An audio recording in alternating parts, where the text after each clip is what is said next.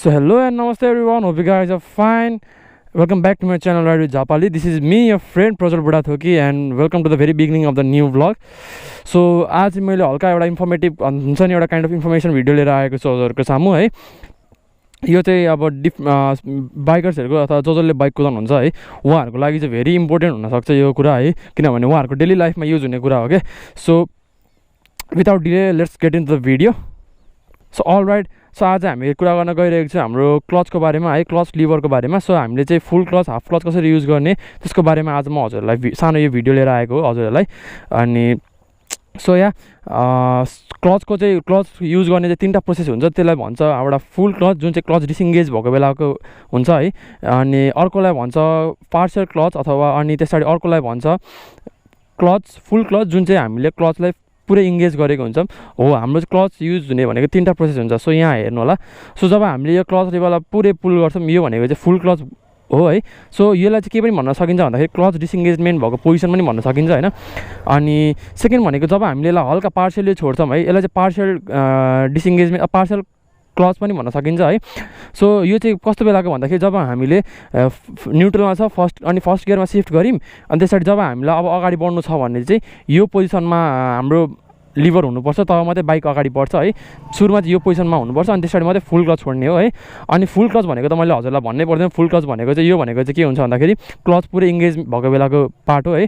So let's start the video. अनि त्यसपछि म हजुरलाई यो तीनटै कुराको बारेमा हल्का सानो तिनो डिमो दिइहाल्छु है। सो यहाँ कुरा गरौँ अब हामी फर्स्ट स्टेपको जुन चाहिँ हामीलाई फुल क्लच जब डिसइन्गेज भएको हुन्छ।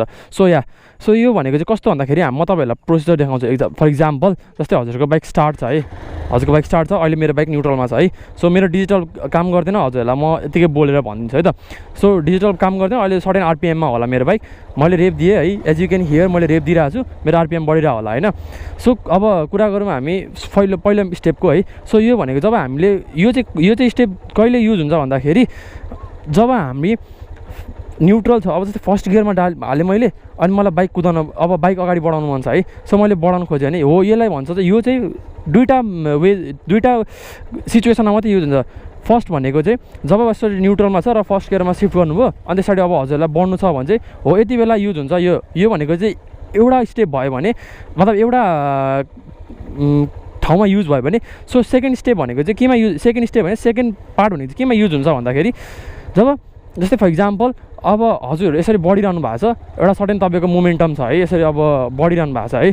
सो यो चाहिँ कतिखेर हुन्छ भन्दाखेरि जब हजुरले यो लिभर पुरै पुल गर्नुहुन्छ नि हो, यो लिभर पुरै पुल गर्दा जब हजुरले अब जस्तै मेरो यो सर्टेन एउटा स्पिडमा छ होइन, अब एउटा टाइम आउँछ क्या, जब टाइम आएपछि चाहिँ बाइक सर्टेनली आफै रोकिन्छ। जस्तै फर इक्जाम्पल यसरी म आइरहेको छु, बिस्तारै गर्दै बाइक रोकिन्छ है त।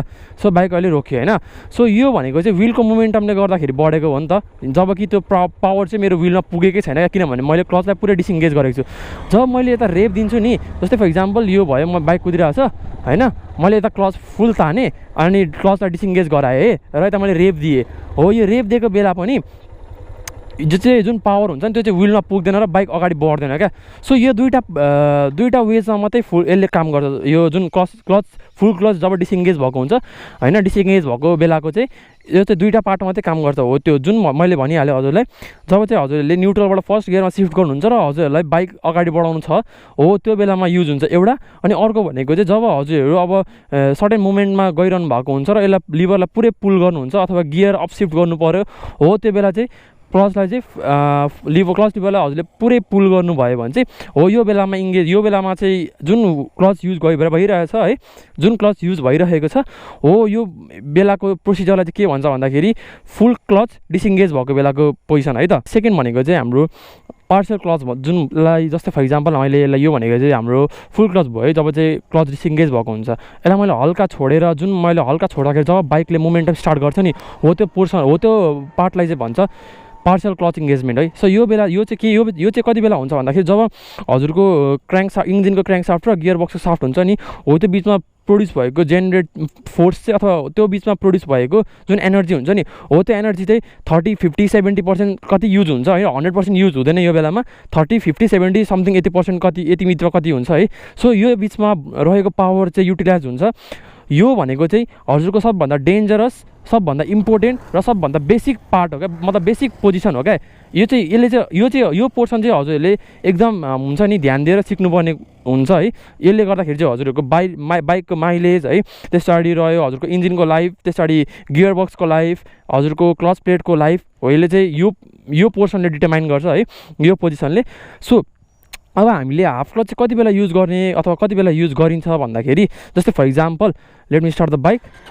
ओके, सो मैले बाइक स्टार्ट गरेँ होइन, अनि let me pull the clutch lever, मैले पुल गरेँ अनि न्युट्रलमा छ अब मेरो फर्स्ट गियरमा आयो है त।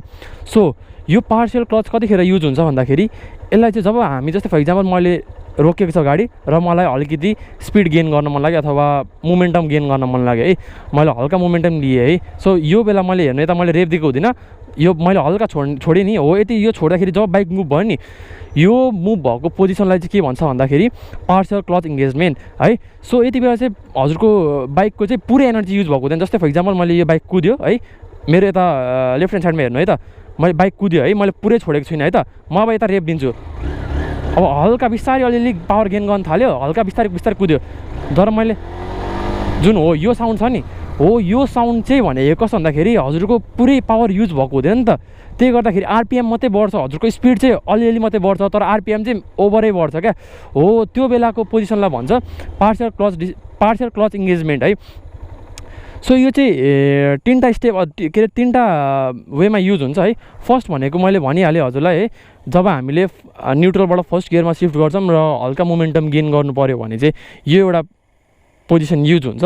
र अर्को सेकेन्ड पोजिसन भनेको कस्तो भन्दाखेरि, जस्तै अब हामीले let me gain some speed, मैले ल फर्स्ट सेकेन्ड गियर थर्ड गियरमा आएँ है। सो अब पार्सियल क्लच कति बेला युज हुन्छ भन्दाखेरि, जस्तै मलाई अब अपसिफ्ट डाउनसिफ्ट त त्यो भइहाल्यो होइन।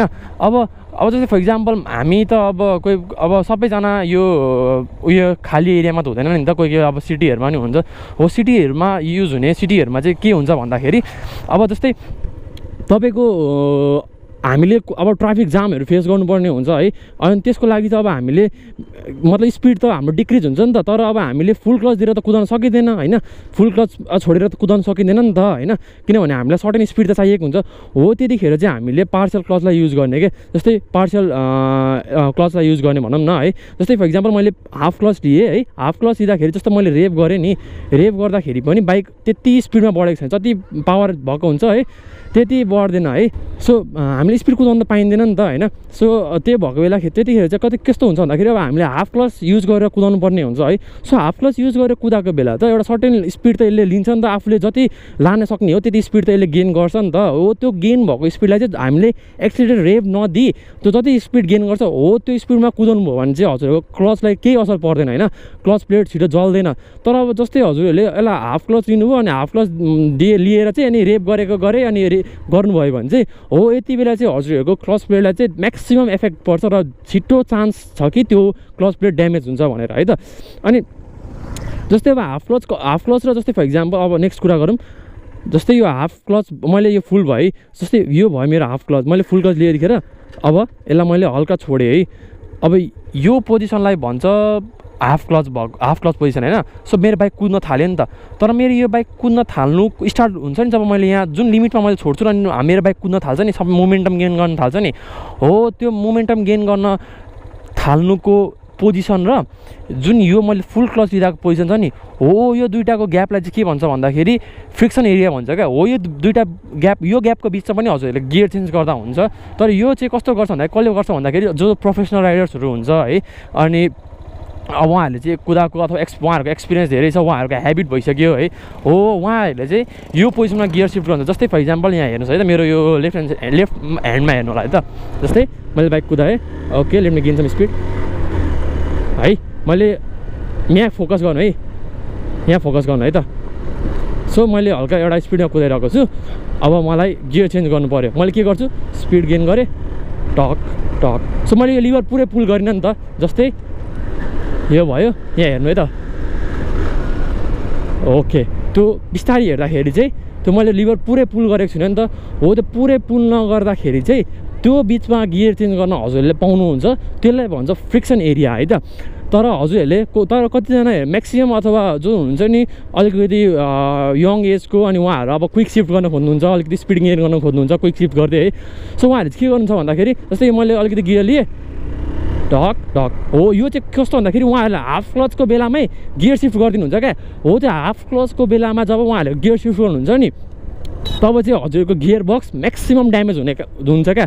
किनभने त्यो गियर बक्सले त त्यो एउटा जस्तै थर्ड गियरमा हाम्रो कुदिरहेको छ भने त त्यो फोर्थ गियर सिधै फोर्थ गियर आउँदाखेरि त उसले त्यो एकैचोटि एड्याप्ट गर्न सक्दैन नि त। त्यसले गर्दाखेरि चाहिँ उसलाई अलिकति वर्क लोड पर्छ क्या हो। त्यसले गर्दाखेरि चाहिँ हजुरहरूको इन्जिन मतलब गियर बक्सको हुन्छ नि गियर बक्स पनि छिटो ड्यामेज हुन्छ है त। सो यो भनेको छ पार्सियल इङ्गेजमेन्ट अथवा पार्सियल क्लच कसरी युज गर्ने अथवा हाफ क्लच कसरी युज गर्नेको पोजिसन भयो है त। अनि अब यो हाफ क्लचको पनि एउटा जुन हुन्छ नि हजुरहरूले अब अलिकति स्पिडमा हुन्छ, जस्तै for example let me so यो म अलिकति स्पिडमा लिएँ, let me gain some speed, म स्पिड गेन गरेँ है त। ओके 3 4 ओके 4 रहेछ, म 5 मा आएँ है त। मैले गेन गरेँ। अब मलाई डाउन सिफ्ट गर्नु पऱ्यो, मलाई क्विक डाउन सिफ्ट गर्नु पऱ्यो भने हजुरले रे म्याच गर्नु क्या। जस्तै मेरो दुइटै ह्यान्डमा फोकस गर्नु है त। अलिकति स्पिड लिएँ मैले, अब मलाई क्विक डाउन सिफ्ट गर्नु पऱ्यो भने ढ्याक। सो या मैले यसरी डाउन सिफ्ट गर्ने क्या, न कि त्यो हुन्छ नि 5 4 3 2 भने एकैचोटि जस्तै यो भयो स्पिडमा भयो होइन। अब मेरो अहिले 4th छ है त। अब मलाई सेकेन्डमा आउनु पऱ्यो। अब कतिजनाले के गर्नुहुन्छ भन्दाखेरि यो क्लचलाई फुल पुल गर्ने अनि 4 3 2 गर्दै ढ्याक ढ्याक धर्ने, यसो गर्न छोड्ने क्या। यसो गर्दाखेरि चाहिँ यो हजुरको जुन बडी हुन्छ नि बडी त्यो हुत्तिन्छ क्या हो। त्यो हुत्तिनु भने चाहिँ कसरी भन्दाखेरि अब हजुरहरूको बाइक एउटा सर्टेन स्पिडमा हुन्छ होइन, हजुरहरूले त्यसलाई अब एउटा फर इक्जाम्पल हजुरको बाइक 80 को स्पिडमा छ, हजुरहरूले 5 गियर छ अनि मेरो बाइकमा 5 गियर छ, मेरो बाइकमा 5 गियर छ, म 80 को स्पिडमा छु। अब मैले क्विक डाउन सिफ्ट गरेँ, क्लच लिभरलाई पुरै पुल गरेँ, 5 4 3 2 मा झरेँ होइन।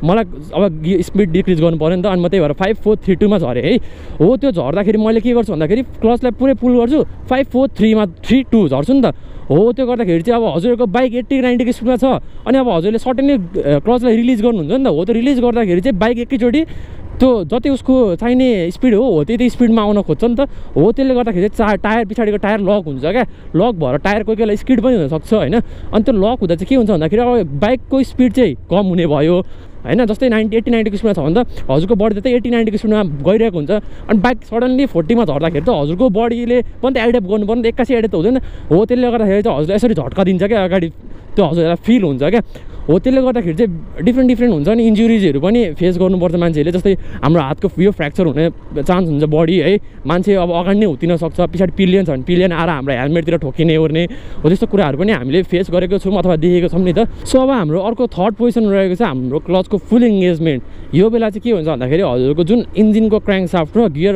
बक्सको साफ्टभित्र जुन एनर्जी प्रड्युस भएको हुन्छ हो, त्यो एनर्जी चाहिँ म्याक्सिमम युटिलाइज हुन्छ क्या। त्यो त्यसभित्र त्यो केही पनि त्यो हुन्छ नि अप्ठ्यारो नमानी त्यो इन्जिनले जुन पावर प्रड्युस भएको हुन्छ हो, त्यो पावर चाहिँ व्हिलमा गएर पुग्छ है। जस्तै मैले यो अहिले म सेकेन्ड गियरमा छु होइन, मैले आरपिएम लिएँ, मैले हल्का एक्सिलेटर बढाएँ, मैले आरपिएम बढेँ है।